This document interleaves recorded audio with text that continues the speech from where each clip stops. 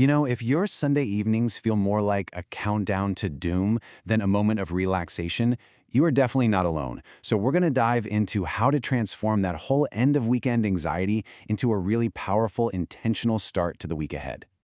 So, does this question hit a little too close to home? That creeping sense of dread, thinking about the emails, the meetings, the deadlines just waiting for you? Well, that feeling actually has a name. It's called the Sunday Scaries, and it's that wave of stress that hits right when your weekend freedom starts to fade. But there's an antidote to this feeling, and it's something called the Sunday reset. And look, this is way more than just tidying up. Think of it as a powerful weekly ritual designed to clear out all the clutter in your mind, in your physical space, and yeah, even in your digital life. It's all about setting yourself up to walk into Monday feeling confident and totally in control. So, why does this actually work? Is it just a trend? Not at all. The power of the Sunday reset is actually deeply rooted in psychology and, how our brains are wired to handle stress and all that information overload. Okay, so the heart of the problem is what psychologists call open loops. Just imagine all those unfinished tasks, those nagging worries, those unmade decisions. They're all just running in the background of your mind, kind of like a bunch of apps draining your phone's battery. And the impact of this is, well, it's pretty significant. Research actually shows that these mental open loops can eat up an average of 23% of our working memory. Think about that. That's nearly a quarter of your brain power being hijacked just to remember all the stuff you have to do. It leaves way less room for actual focus, for creativity, for, solving real problems. So this really leaves you with a choice. You can have what I call a reactive Monday, where you're just putting out fires and constantly responding to chaos, which, let's be honest, is a fast track to burnout. Or you can have a proactive Monday, where you start with a clear plan, ready to focus on what actually matters. The Sunday reset, that's the bridge that gets you from one to the other. So how do we build that bridge, right? Well, it all comes down to a super simple but incredibly effective 5-phase framework that you can literally start using this weekend. Here it is, your roadmap. We kick things off with a mental reset to clear your head.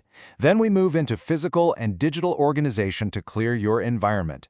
After that comes a really crucial step, the self-care reset to recharge your own batteries. And finally, we wrap up with mental preparation to set your intentions for the week. Let's just zoom in on one of the most powerful tools from Phase 1, the brain dump. It's so simple. You just take 10 minutes, a piece of paper, and you write down everything that's on your mind. I mean everything, from project deadlines to remembering to call your mom.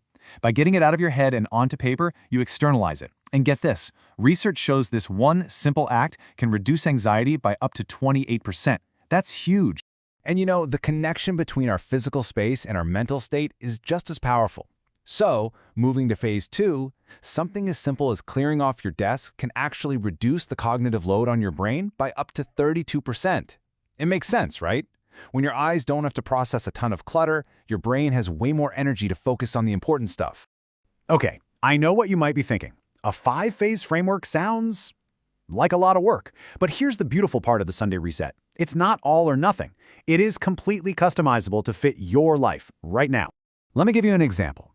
Let's say you're short on time. You've only got 30 minutes. Perfect. Just hit the essentials. Do a quick brain dump, tidy your workspace, and give your calendar a quick review. Done. Or maybe your priority is mental health. Then you might want to focus more on some quiet reflection or getting some movement in. The key takeaway here is just do something.